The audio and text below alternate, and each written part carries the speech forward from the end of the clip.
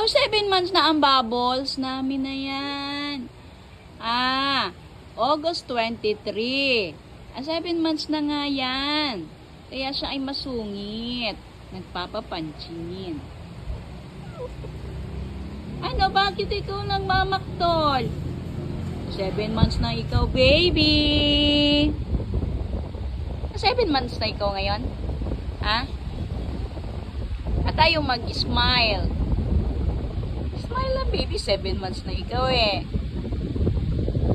7 months na yung bubbles na yan. Gusto niya nakatutok sa electric fan. Yan, ganyan yan. 7 months na yan, Bubbles! Ba't tayo mo tumingin? Bubbles! Nahiya pa ako na sa camera. Ang bubbles ko.